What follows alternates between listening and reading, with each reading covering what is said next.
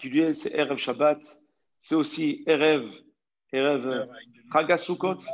C'est une double joie, une joie intense. Et je vais expliquer pourquoi pendant ce petit demi-heure que j'ai devant avec vous, pourquoi cette joie elle est intense et pourquoi elle est extrêmement importante et pourquoi elle revêt un caractère tout à fait particulier, puisque vous savez très très bien que cette joie-là, elle ne doit pas simplement être une joie du Shabbat, mais aussi une joie du Yom Tov. Et vous savez que lorsque Shabbat, vous savez très bien que Shabbat prime sur le Yom Tov, la Gdusha du Shabbat prime sur Yom Tov, elle est au-dessus du Yom Tov.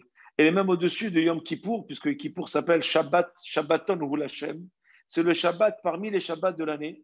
C'est un petit Shabbat parmi les Shabbats qui est assez interdit, mais qui est moins important que Shabbat parce que le jour de Kippour, on ne peut ni manger, ni boire. Donc il y a des mitzvot qui sont en relation avec la nourriture que nous n'avons pas le jour de Kippour. Voilà pourquoi le jour de Shabbat est beaucoup plus important.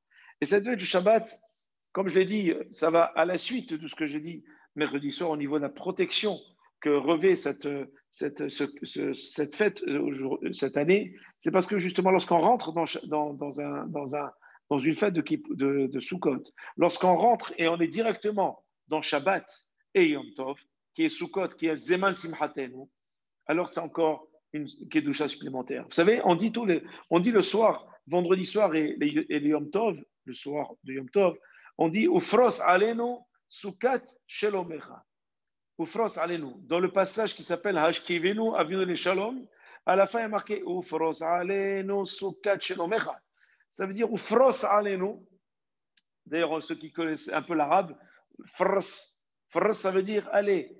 C'est comme quelqu'un qui met un drap il va couvrir un lit entier avec un drap pour pouvoir y dormir convenablement et aisément. Alors on demande à Hachem de nous couvrir, fros alenu, sur nous, soukat shelomecha, cette souka de ton shalom. Alors on va essayer de parler un petit peu ces deux mots-là qui nous interpellent aujourd'hui. Soukat shelomecha. Et on le dit aussi tous les vendredis soirs, le jour du Shabbat. Et pourquoi nous parlons de Sukkot Shelomecha? Pourquoi on ne parle pas Ufros alenu birkat Shelomecha, la beracha de ton shalom, ou bien la refoua, ou bien la beracha, tout simplement, ou la atzlaha? Pourquoi Sukkot Shelomecha? Pourquoi on emploie le terme Sukkot Shelomecha un vendredi soir, un Shabbat classique? Alors que normalement, Sukkah, c'est une cabane. C'est comme si on dit à Hachem, inonde-nous, couvre-nous de la Sukkah de ta beracha. C'est beaucoup mieux de dire, inonde-nous de ta refoua shlema, de ta beracha, de ton shalom. Mais le mot Sukkot Shelomecha qui apparaît tous les Shabbats, toute l'année, vient nous interpeller et va nous servir aujourd'hui à mieux vivre l'entrée du Sukkah et de Shabbat ce soir. Alors, chers amis, le Chachamim m'explique au sujet de cette phrase. Et ensuite, je reviendrai un petit peu sur la paracha, parce que la paracha de demain, elle est extraordinaire, puisque la paracha des Émor, c'est dans Émor, c'est qui parle de Shor Ukesevroez, qui valide cette paracha des morts qui nous parle beaucoup de Shemartem et mitzvotai va'asitem otam. On parle des Moadei Hashem, on parle de Sheshetim ta'avudu, c'est le Kiddush de Yom Tov et les Moadei Hashem, Ashit Kirotam et Moadam. On parle de toutes les fêtes de l'année, de Vayom Arishon. On parle aussi du fait de rentrer en Eretz Israël. La première mitzvah qui est en Eretz Israël, c'est la mitzvah qui est en relation avec la terre, à savoir les récoltes. Et ensuite, on parle de quelle récolte? On parle qu'on doit amener le Omer au Kohen. Donc, toute la relation entre Eretz Israël et la fête de Sukkot est une relation particulière. Pourquoi on dit Ufros alenu Sukkot Shelomecha, chers amis? Lorsqu'on parle de Sukkot Shelomecha, Sukkah, c'est quoi Sukkah? Sukkah, c'est 4 côtés avec un scar dessus, ou 3 côtés avec un scar. Scar, c'est le toit dessus. Lorsqu'on parle de Sukkah, on parle véritablement d'une protection qui est dans tous les sens, qui n'est pas une protection simplement, on va simplement inonder la personne, on va la couvrir, mais elle va être couverte à droite, à gauche, en haut, en bas, nord, sud, est, ouest. C'est exactement la relation qu'on a avec les ni'noïm du loulav. Lorsqu'on prend le loulav, le hétrog, la hadas, la harava, on commence à faire les balancements des 4 côtés. Remarquez bien que nous commençons d'abord par le sud, ensuite le nord. Ensuite, on va à l'est, en haut et en bas, et on repart vers la fin à l'ouest.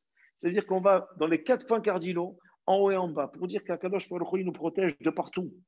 que ce soit Bashamay ou Baaretz, que ce soit à notre droite, à notre gauche, derrière nous, devant nous, il est toujours avec nous. Il est toujours là. Il est le Velishan Shomar Israël. Et la soukha, c'est exactement la même chose. Lorsqu'on rentre dans une soukha, c'est comme une maison. On est complètement couvert des tfanot.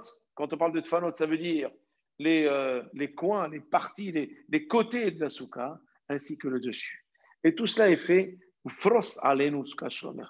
Ça veut dire que finalement, quelle protection on demande à Hachem?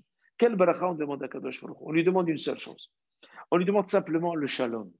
Pourquoi on ne demande que le shalom? Pourquoi on ne demande pas la refoua shlema? Pourquoi on ne demande pas la parnassa? Pourquoi on ne demande pas le chinour des enfants? On parle que de shelomer. Vous savez que l'idée même d'une bracha qui est vraiment klalit, quand on parle de bracha klalit, ça veut dire une bracha générale, il faut toujours demander, je voudrais être en paix avec moi-même. Lorsqu'une personne est en paix avec elle-même, alors à ce moment-là, elle développe une capacité à faire tout ce qu'elle peut faire dans la vie et le faire avec brio. Pourquoi? Parce qu'elle est en paix avec elle-même et en paix avec les autres.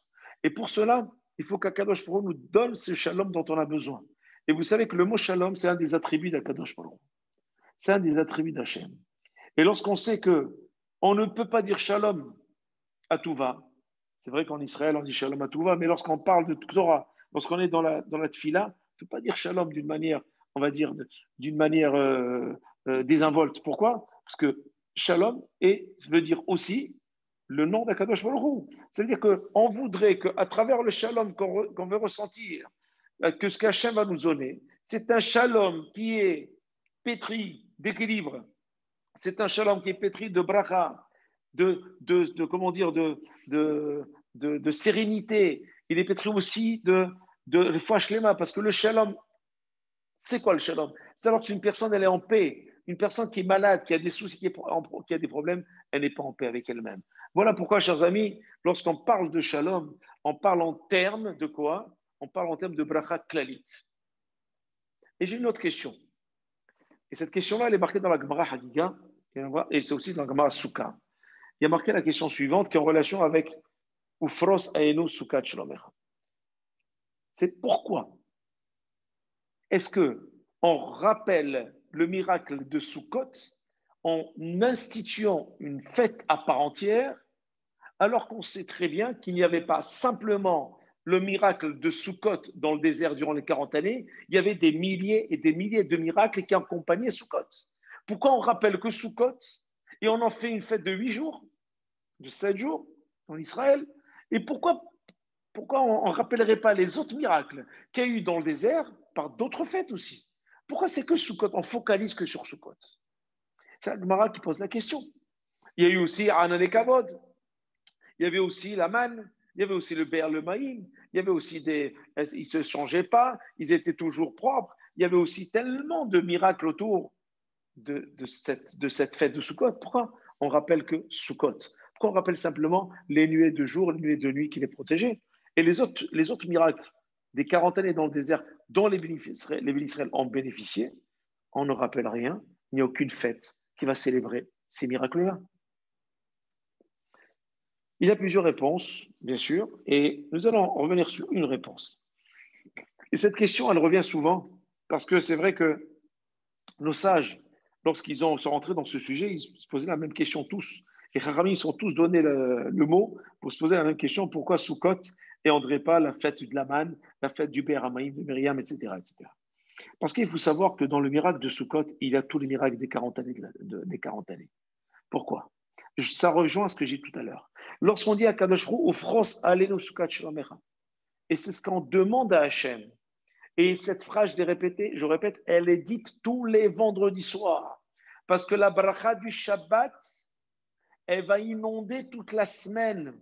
Elle va nous couvrir de sa bracha durant toute la semaine. Puisque vous savez très bien, la Gemara nous dit, le Midrash nous dit aussi, que la semaine n'existe que parce que le Shabbat existe. Et s'il y a la semaine, c'est parce qu'il y a un Shabbat à la clé. Et si le Shabbat, je vais le vivre, c'est parce que j'ai une semaine pour m'y préparer. Et si le Shabbat est terminé, c'est parce que j'ai une grande longue semaine pour me repréparer à cela. Et que le monde ne tient que parce qu'il y a le Shabbat. C'est pour cela d'ailleurs que le Shulchan Aruch nous dit clairement que la mitzvah du Shabbat, elle dépasse toutes les autres mitzvahs. C'est le nerf même, c'est le cœur même du judaïsme. Et c'est pour cela qu'on dit Ufros Anuskat Shlomecha. Et cette soukha, cette protection, on va avoir deux protections ce soir et demain. La protection du Shabbat et la protection de la soukha. Pourquoi? Parce que nos Chachamim expliquent que la soukha, c'est une protection générale. C'est un miracle, il a un grand miracle qui va couvrir des milliers d'autres miracles. C'est-à-dire que sans protéger le peuple d'Israël dans son intégralité, on ne peut pas faire bénéficier le peuple d'Israël d'autres miracles s'ils n'ont pas ce grand miracle-là. C'est-à-dire qu'ils vont être couverts. Une fois que je suis couvert, une fois que je suis bien protégé, alors je peux accomplir les mitzvot que je dois accomplir. Mais tant que je ne suis pas protégé, je suis dérangé pour faire telle ou telle mitzvah. Je suis empêché, je suis perturbé. C'est pour cela que le shalom est important. C'est pour cela d'ailleurs la bracha qu'on demande, c'est ufros alenu sukat shuamecha, vetakenu malkenu be'etza tova milefanecha. Et c'est cela que nous allons dire encore ce soir dans l'âge qui vient nous, et c'est cela que nous disons en permanence. C'est pour cela que la soukha, lorsqu'on y rentre, on ne peut rentrer sans avoir fait iratzon, une tfila. Pourquoi? Parce que cette tfila, elle va donner le point de départ des protections qui vont arriver tous les soirs par les Ushpizin Kadishin, comme je l'ai dit tout le mercredi soir. Ce iratzon-là va enclencher un processus de barachot qui va aller crescendo jusqu'à Mashiach ben David, jusqu'à David Amelech, qui est le dernier. Nous allons monter jusqu'à Mashiach ben David. Mais pour cela, il faut qu'on soit serein. Il faut qu'on soit couvert de sa protection. Et la protection qu'on demande aujourd'hui, c'est le shalom. Être en paix avec soi-même. Être en paix avec son âme. Être en paix avec son esprit. Être en paix avec ses amis. Être en paix avec autrui. Et enfin, être en paix avec Akadosh Baruch Hu. Parce que si on est en paix avec soi-même, on est en paix avec les autres. Des personnes perturbées. Des personnes qui vivent un malaise ou un mal-vivre. Ce sont des personnes qui ne pourront pas donner du bonheur à d'autres. Ce n'est pas possible. Comme dans un couple, encore une fois, lorsqu'il y a un problème de couple, on va gérer le problème commun, mais avant de gérer le problème commun, il va falloir prendre deux rabbinim ou un rav qui va parler avec l'un et ensuite avec l'autre, afin de gérer le problème de l'un et le problème de l'autre individuellement, afin d'arriver au bout à gérer un problème général. Et c'est ça, Sukkot. Sukkot, ça veut dire que nous, on est chacun de son côté à essayer de travailler depuis Rosh Chodesh Elul. On se travaille individuellement. À Rosh Hashanah individuellement. À Kippour individuellement. Ceux qui font Ta'anit Dibour, ils s'isolent. Ceux qui font Ta'anit Okon, ils s'isolent. Tfila, on s'isole. On parle avec personne. Et dès qu'arrive Sukkot, la mitzvah, c'est de rassembler. Pourquoi? Parce que là, maintenant, une fois qu'on a réglé le problème individuel, on peut régler le problème général. Et le problème général, il est Ufros alenu sukat shlomecha. Couvre-nous tous ensemble de ta soukha de protection. Couvre-nous tous ensemble. Parce que c'est elle qui a été le miracle numéro 1, qui a donné droit, qui nous a donné droit, qui a donné vie à tous les autres miracles. On ne peut pas avoir un miracle par exemple, je ne peux pas avoir un miracle d'être en bonne santé si je n'ai pas un toit où vivre avec un chauffage, etc., pour pouvoir être bien au chaud. C'est ce toit-là qui me permet de bien vivre à l'intérieur. C'est cette soukha-là qui me permet à l'intérieur de rentrer dans l'intériorité de mon intériorité, de pouvoir travailler mon intériorité et de pouvoir ensuite, en même temps, accepter l'autre. Parce que la mitzvah numéro 1 de la soukha, c'est d'inviter le monde dans sa soukha. Aujourd'hui, malheureusement, regardez un peu la punition que nous avons, c'est qu'on ne peut même pas inviter qui que ce soit. Vous vous rendez compte? La mitzvah numéro 1 qui donne justement la mitzvah d'accueillir le maximum de personnes. Comme nous accueillons le Ushpizin, on doit accueillir aussi des invités. Nous en sommes aujourd'hui, malheureusement. On nous a interdit cela. Pourquoi? Parce que, justement, il y a ces problèmes, il y a ces épreuves. Mais l'idée même de Sukkot, c'est d'accueillir, c'est de rassembler. Pourquoi? Parce que l'intériorité de la personne permet d'aller vers l'autre. C'est-à-dire, si je veux travailler mon intérieur, si je travaille mon intérieur, ce n'est pas pour être meilleur moi tout seul, c'est pour rassembler et rendre meilleurs les autres. Et c'est là où le travail de Sukkot va être l'apothéose de Elul, Rosh Hashanah et Sukkot. C'est pour cela d'ailleurs que la fête de Sukkot se termine par un apothéose de l'apothéose qui s'appelle Hoshana Rabbah, qui s'appelle Kippour Katan. Le petit Kippour, celui-ci qui nous a véritablement mobilisés, là, ce soir-là, on est rassemblés pour lui veiller, ensemble. On étudie la Torah, on lit un tikkun, ensemble. Il n'y a plus de d'isolé, on n'est pas isolé. On est Soukat Shelomecha, ou Fros Alenu. Allez, couvre-nous, couvre-nous. C'est cela qu'on demande. C'est cela que nous allons demander à partir de ce soir, avant de rentrer. Tout à l'heure, j'étais en train d'aller, parce que je n'ai pas de souka, donc j'ai insisté, j'étais voir un ami pour l'aider à faire sa souka, pour faire la mitzvah, d'aider à faire la souka, pour construire. Bon, j'ai donné un petit coup de main, il avait déjà fait le trois quarts. Mais j'ai dit, je veux quand même faire. Je dis, on va enlever des barres que je les mette. Il faut que je les mette. Alors, il était un peu surpris parce que je commençais à lui détruire des choses pour les remettre. Bon, mais il a compris, etc., pour faire la mitzvah de souka. Il faut, pour l'Ichef, il faut, pour pouvoir s'installer quelque part, chers amis, il faut construire quelque chose. Je ne peux m'installer quelque part si je n'ai pas construit quelque chose. Je ne peux être serein si je n'ai pas construit un terrain de sérénité. Je ne peux pas vivre dans le shalom si je n'ai pas construit quelque chose qui va m'inonder et me couvrir de shalom. C'est pour cela qu'il y a Rosh Hashanah Kippour et le mois d'Elul avant Sukkot. Parce que ça permet de travailler sa personne. Une fois qu'on a travaillé sa personne, une fois que la personne s'est bien travaillée, s'est bien posé les bonnes questions, et s'est bien retirée, elle a bien regardé ce qu'elle disait, les tfilotes qu'elle a fait, ces moments redoutables et redoutés qu'elle a vécu, qu'on appelle Yamim Noraim, à ce moment-là, c'est Zeman Simhatenu. La Simha, c'est quoi? C'est le remède de l'isolement. C'est le remède de l'isolement. La Simha, c'est être ensemble. La Simha, c'est être ensemble. Quelqu'un qui est joyeux tout seul, c'est qu'il n'est pas bien dans sa tête. S'il est joyeux tout seul, c'est qu'il est, comme on dit chez nous à Los Angeles, il est merboule. Ça va pas. Ça va pas. Comment tu vas être joyeux tout seul? La joie, c'est quand tu apportes à l'autre. La joie, c'est quand tu partages avec l'autre. La joie, c'est quand tu es avec l'autre. Quand le souci de l'autre, c'est le tien et tu partages tes soucis avec lui aussi.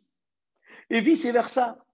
C'est cela la soukote. La souka, c'est rentrer sous une protection pour dire voilà, après cet isolement, le remède, c'est la simha. Zeman simhatenu, ou biom simhatrem moadechem. Besamachta behagecha vaïta ach samea. Ça veut dire quoi?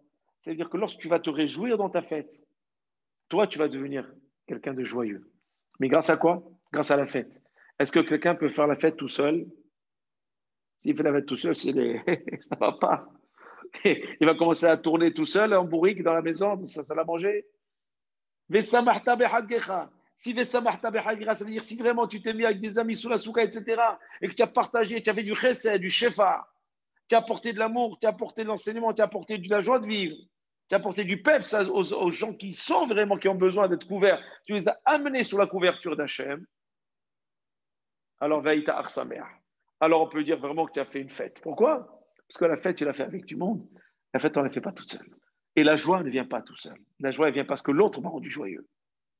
Ça peut être Hachem, ça peut être la Torah, et c'est surtout autrui, parce que l'homme ne peut pas vivre sans autrui. D'où l'obligation de se marier. Je ne peux pas vivre sans mon alter ego. Je ne peux pas être dans le bonheur sans fournir du bonheur à l'autre. Je ne veux pas être joyeux si je ne partage pas cette joie. Je peux dire waouh, je suis joyeux, mais ça dure 5 minutes. Et quand je partage, ça permet de pérenniser cette joie parce que je vois l'autre joyeux, donc ça me porte quelque chose. Quand on le voit joyeux, j'ai envie de le donner encore plus parce qu'il m'apporte. Et vice-versa, plus tu m'apportes, plus je te donne. Et ça continue, ça continue, ça continue. C'est un fleuve de brachot, c'est un fleuve de joie, c'est un fleuve de sérénité, c'est un fleuve de shalom. Parce qu'une personne, lorsqu'elle voit qu'elle est aimée, qu'on l'entend, qu'elle est écoutée, qu'elle a de l'attention, qu'il y a de la douceur, de la tendresse, peu importe, il y a des choses qui se passent, il y a du feeling. À ce moment-là, Vaïta, Arsamer, je suis heureux, je suis heureux. D'accord? D'où mon leitmotiv, soyez heureux, hein? Mais pas tout seul, avec partagez votre joie. Parce qu'être heureux tout seul, l'isolement, c'est pour la tfila. Le bonheur, c'est avec les autres. C'est pour cela qu'on sort de cet isolement obligatoire à Kippour, où on s'isole. Il y en a qui ne parlent pas du tout de la journée. Il y en a qui sont conscients, les tfilas sur le talit sur la tête. Et on est là, on ne réfléchit qu'à la tfila et à rien d'autre. Une fois qu'on a fait cela, maintenant il faut s'ouvrir. Parce que la Torah, c'est une Torah d'ouverture. c'est une Torah de vie. Vahai bahem. Il faut vivre les mitzvot. J'ai toujours dit, je le répète, la Torah, ce n'est pas une religion. On n'est pas des religieux. On pratique. On pratique. C'est tous les jours une pratique. Tous les jours, on fait des choses. Et c'est un mode de vie qui fait qu'on ne peut pas vivre sans Torah. C'est notre oxygène. Donc, si quelqu'un est religieux, ça veut dire comme l'autre, il est mécano, je suis mécanicien. Bon, il y a une religion, je suis religieux. Ce n'est pas un métier. C'est pas quelque chose qui se fait parce que j'ai un diplôme de Torah, alors je fais ce qu'on m'a demandé. C'est une vie. Et lorsqu'on vit cette Torah de cette manière, alors il y a beaucoup de simha, il y a beaucoup de joie. Et cette joie-là, c'est celle-là que nous procure la fête de Sukkot, parce qu'enfin on s'ouvre aux autres. On s'ouvre aux autres. Et cette mitzvah de Lulav, Etrog, Hadas, Arava, lorsqu'on les attache les trois, pour prendre le Etrog et le mettre ensemble, pourquoi? Parce qu'on a besoin d'être ensemble. Toujours cette idée qui revient. On a besoin d'être sous le même toit. On a besoin aussi d'être ensemble lorsqu'on doit proclamer la royauté d'Hachem et demander que sa protection soit à droite, à gauche, en haut et en bas, partout. Et que je ne sois pas protégé moi tout seul, que tout le monde soit protégé avec nous. Et ce soir, on a la chance d'avoir Shabbat doublé de Yom Tov. Et c'est cela, l'idée. C'est pour ça que dans la Paracha, nous rappelons toutes les fêtes. Et après, nous parlons aussi des récoltes. Pourquoi la récolte? Parce qu'on voit la grandeur des Kadosh à travers la récolte. La récolte, c'est quelque chose qui permet à l'homme aussi de partager sa table avec l'autre. La récolte, c'est la nourriture, c'est le misber, c'est le shulchan, c'est la table. Et on partage avec le Kohen. Pourquoi? Parce que le Kohen, il est seul, il est enfermé dans Beth Amikdash. Il faut lui faire partager aussi. Et on lui amène, et on va à Jérusalem pendant les 3 fêtes de pèlerinage. On veut être joyeux avec lui. On partage avec tout le monde. Et c'est cela, chers amis, l'idée aussi de Kol Nidre, rappelez-vous. Kol Nidre rappelle un petit peu cela. Parce qu'il y a marqué Kol Nidre, on prie avec les Abadanim, on prie avec les Rechaim, avec les Tzadikim, avec tout le monde. On associe et on intègre tout le monde. Et aussi à Sukkot. C'est exactement la même chose. C'est ce pont entre Kol Nidre et Sukkot. Et ce Sukkot qui va nous amener jusqu'à Hoshana Rabbah.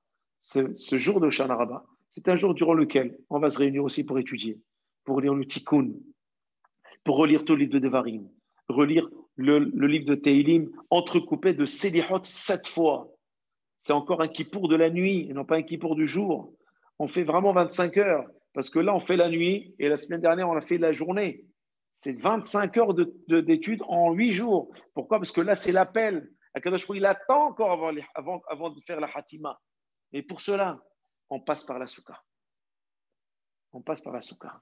Et ce moment de Souka va permettre à Kadosh Baruch Hu de décider positivement pour nous. Parce que ce qui nous est demandé, c'est de rapprocher tout le monde, d'être joyeux, d'être ensemble.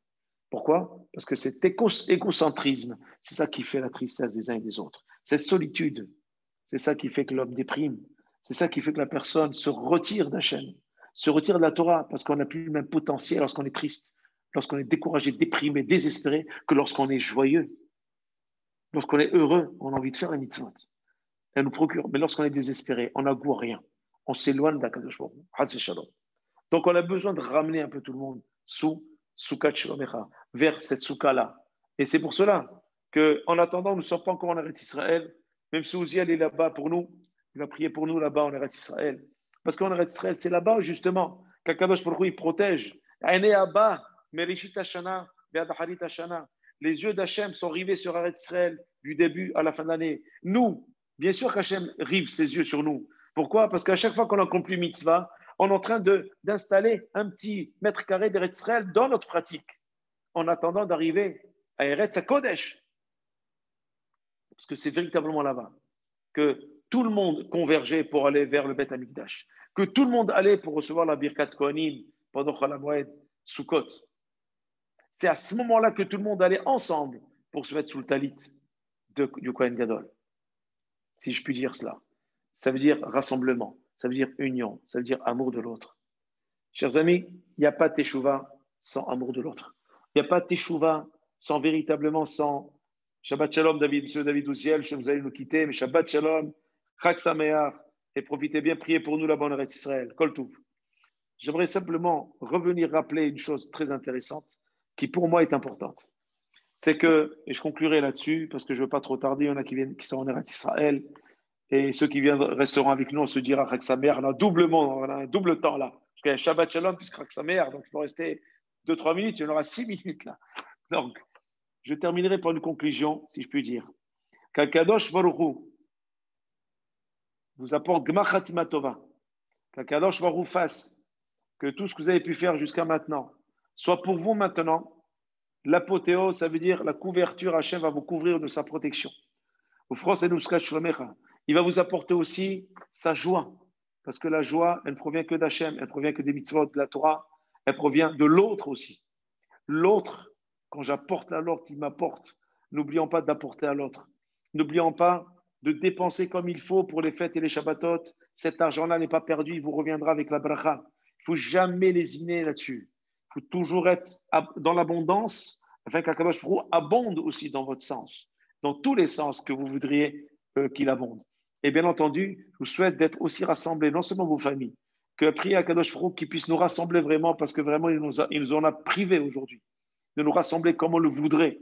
On se rassemble pas autant avec beaucoup de méfiance, beaucoup de questions. Aujourd'hui, malheureusement, toutes les soukot des synagogues, c'est avec réservation, il faut réfléchir, et on s'organise, comment on va faire. C'est quelque chose véritablement qui ne nous ressemble pas. Je dirais même, c'est dans la limite de la mesquinerie, malheureusement. Ah non, tu ne viens pas, non, il n'y a pas de place. Alors que c'est le shefa, c'est l'abondance, c'est les berachot, c'est l'hospitalité à outrance pendant cette fête-là. Souhaitant, prions ce soir, lorsque nous lirons le Shalom Aleichem, dans le Kiddush de ce soir, le Yiratzon que vous a fait à parler au Sechut d'Avraham Avinu, puisque nous avons Shabbat, Yom Tov, Avraham, Isaac, Yaakov, Yosef, Moshe, Aaron, David, Moshe, Aaron et David, tous ces Oshpijim qu'il y a d'ici, ces 7-là, qui puissent intercéder auprès d'Akadosh Baruch Hu, afin qu'ils puissent nous apporter à tous les Shefa, Bracha, Vetzlacha, Khatima Tova, le Foua Shlema à tous les malades, et amener beaucoup de consolation aux familles endeuillées. Et Kadosh Baruch Hu bénisse et protège tout l'Am Israël. Vraiment tout l'Am Israël. J'aimerais rappeler, puisque ce soir, on aura une nuit de protection, on va rappeler la mémoire de Rav Shlomo Edelman Barslava, Lucien Merlot Ben Raphaël Cohen, Marie-Haïm Ben Simcha Perez, Yamin Ben Sarah Perez, Simcha Baruch Ben Perez, Amra Ben Izrouim, Kati Mohamed Simcha, Meir Ben Yosef Abigzir, Mishilako Ben Kota, Ben Bartsheva Ben Sultana, David Roseman Ben Mercedes, Rahma Marlène Batimili, Mimoun Batsada, Sonia Ben Clara, Sak Bar Miriam, Avram Atta Ben Esther, Amara Ben Simcha, et Shlomo, Leilou Nishmat aussi, Haïm Ben Lolo Ben Shabba, et Marie-Hélène Bat Aligria Simcha, et une fois Shlema, tous les malades d'Azat Hashem. Et j'aimerais véritablement mettre l'accent ce soir que la protection divine vous inonde, vous apporte tout ce dont vous avez besoin, donne réponse à toutes vos doléances. Ce dont vous avez besoin qu'Hachem fasse sa couronnée de succès, de véritable succès. Il vous amène à la Parazansa, le Shefa, la Bracha Vatzlacha, Foua Shlema, Shabbat Shalom Mevorach et Chag Sameach à l'ensemble de nos amis. Et je pense, Baruch Hashem, nous avons su aller jusqu'au bout, même si c'est veille de fête, on est là. Et je vous remercie d'être présent toujours auprès de moi, auprès de nous. Enfin, je fais partie du groupe avec vous et de m'écouter. J'espère que je vous ai apporté quelque chose depuis maintenant 15 mars jusqu'à aujourd'hui. Et donc, parce qu'on repart maintenant de l'avant après Sukkot, et je vous dirai si on fait le cours pendant Cholam et Sukkot, parce que je ne voudrais pas déranger certaines personnes qui mangeraient sous la souka le soir, etc. Voilà, je ne voudrais pas être celui qui va leur empêcher d'aller sous la souka, parce que tous les soirs, il faut manger sous la souka, en famille, on va à droite, à gauche pour trouver une souka. Donc, je pense qu'on reprendra Bezat Hashem après Sukkot. Mais je reste dans les capsules, quand même. Je reste là, dans un coin, pour vous avoir de vos nouvelles et vous donner quelques infos et quelques divrei Torah, même pendant Sukkot. Et qu'Hachem vous bénisse, vous protège. Et bien sûr, mon lettre motive, soyez heureux, très heureux même.